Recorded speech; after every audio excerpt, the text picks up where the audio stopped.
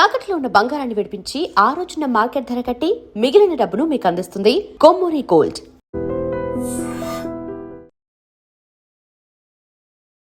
వనస్థలిపురంలో దారుణమైనటువంటి సంఘటన అయితే జరిగింది. యాక్చువల్లీ ఎవరు కూడా ఎక్స్పెక్ట్ కూడా చెయ్యరు.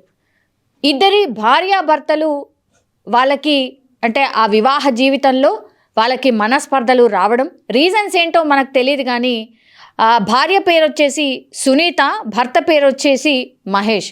వాళ్ళు గత కొద్ది కాలంగా వాళ్ళిద్దరి మధ్య విభేదాలు రావడం, ఆ తర్వాత విడాకులు తీసుకొని విడిపోవడం అయితే జరిగింది. అయితే ఇప్పుడు సునీత ఎవరైతే ఉన్నారో అంటే మాజీ భార్య, మహేష్కి మాజీ భార్య అయినటువంటి సునీత ఎవరైతే ఉన్నారో ఆమె రెండో వివాహం చేసుకొని వాళ్ళ తల్లితో పాటు వనస్థలిపురంలో ఉంటోంది. అందులో భాగంగానే ఇప్పుడు మహేష్ ఎవరైతే విడాకులు తీసుకున్నటువంటి మొదటి భర్త ఎవరైతే ఉన్నారో ఒక్కసారిగా ఆమె ఇంటికి రావడం, ఆమె ఉంటున్నటువంటి అపార్ట్మెంట్లోకి ఒక పెద్ద పెట్రోల్ డబ్బా తీసుకొని చాకుని కూడా తీసుకొని ఆ అపార్ట్మెంట్లోకి ఎంటర్ అవ్వడం, ఇప్పుడు తల్లి అట్లాగే సునీతని బెదిరించడం.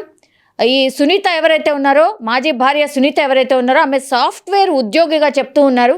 సో ఇదంతా చేయడానికి పూర్తిగా రెక్కి నిర్వహించినటువంటి మహేష్ లోపలికి ప్రవేశించాడు. ఆ తర్వాత ఇల్లంతా కూడా వాళ్ళు గట్టిగా కేకలేస్తున్నా, తల్లి కూతుర్లు కేకలేస్తున్నా సరే మొత్తం ఇల్లంతా కూడా పెట్రోల్ అంతా పోసి తగలబెట్టేస్తాను అని బెదిరించడం, వాళ్ళ తల్లిని కూడా బయటకి నెట్టేయడం జరిగింది. అడ్డొచ్చినటువంటి సునీతని చంపేస్తా అనుకుంటూ ఆమె మీదికి కత్తితోని వెళ్ళి కత్తులతోని విచక్షణారహితంగా పొడి చేశాడు. తల్లి ముందటనే సునీతని అత్యంత దారుణంగా హత్య చేశాడు మహేష్. పాపం ఆమె రోదనలతోని పూర్తిగా స్థానికులు అట్లాగే అపార్ట్మెంట్లో ఉన్నటువంటి వాళ్ళు ఈ మహేష్ని అడ్డుకునే ప్రయత్నం చేసిన వాళ్ళ మీద కూడా కత్తితోని దాడి చేయడానికి ప్రయత్నించినట్టుగా అట్లాగే భయంతో వాళ్ళు కూడా బయటకు వచ్చినట్టుగా కూడా చెప్తూ ఉన్నారు. సో ఇదంతా ఇన్సిడెంట్ అంతా కూడా ఆ స్థానికులు అట్లాగే వాళ్ళ అమ్మ కళ్ళ ముందటనే జరగడం, ఆ తర్వాత మహేష్ ఎక్కడ కూడా పారిపోకుండా ఆ పెట్రోల్ డబ్బాని అలాగే పట్టుకొని సునీతని చంపిన తర్వాత మళ్ళీ చనిపోయిందో లేదో అని చెక్ చేసుకొని దాని తర్వాత లోపల అంటే వాళ్ళు బయట ఉన్నటువంటి పూల కుండీ ఏదైతే ఉంటుందో ఆ పూల కుండీని కూడా తీసుకొచ్చి ఆమె నెత్తి మీద బాది పూర్తిగా చనిపోయింది అని నిర్ధారించుకున్న తర్వాత ఏమాత్రం కూడా పారిపోవడానికి ప్రయత్నం చేయకుండా పూర్తి స్థాయిలో అదే ఇంట్లో కూర్చొని అందరూ స్థానికులు ఎంత తిట్టినా ఎంత బెదిరించినా ఏమాత్రం కూడా పారిపోకుండా అక్కడే ఉండిపోయాడు. పోలీసులకు సమాచారం ఇవ్వడం, ఆ తర్వాత పోలీసులు వచ్చి చూసేసరికి సునీత పరిస్థితి ఏంటి అనేది కనుక్కునేసరికి అప్పటికే ఆమె చనిపోయినట్టుగా పోలీసులు నిర్ధారించుకున్నటువంటి సిచ్యువేషన్. స్థానికులందరూ ఉన్నారు, వాళ్ళ అమ్మగారు అక్కడే ఉన్నారు.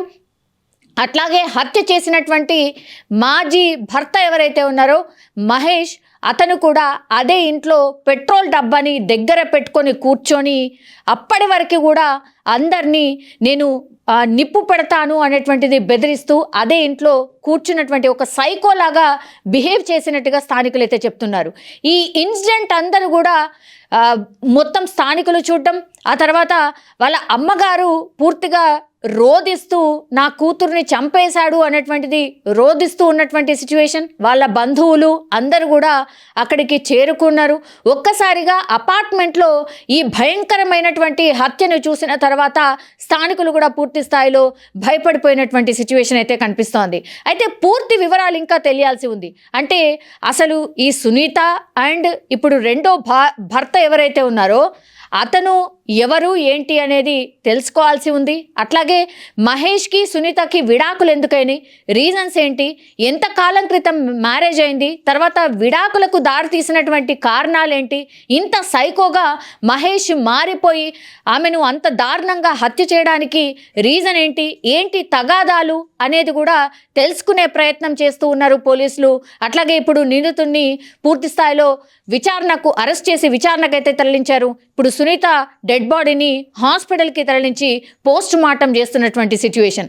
కళ్ళ ముందర విత్ ఇన్ నో టైం కొద్ది క్షణాల్లోనే అసలు అంటే ఎవరు కూడా ఊహించినటువంటి సంఘటన అనుకోండి.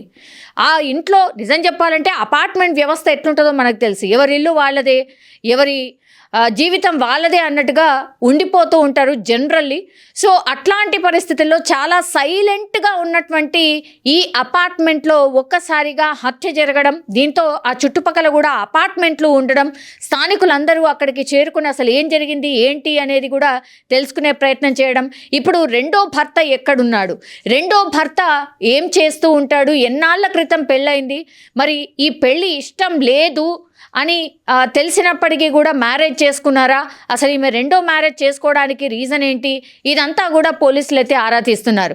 అండ్ మహేష్ మనస్తత్వం ఏంటి, మహేష్ అసలు ఏంటి, ఆయన ఉద్యోగం ఏంటి, అసలు వీళ్ళిద్దరి మధ్య ఏం జరిగి ఉంటుంది అనే కోణంలో కూడా పూర్తి స్థాయిలో విచారణ అయితే చేస్తున్నారు పోలీసులు.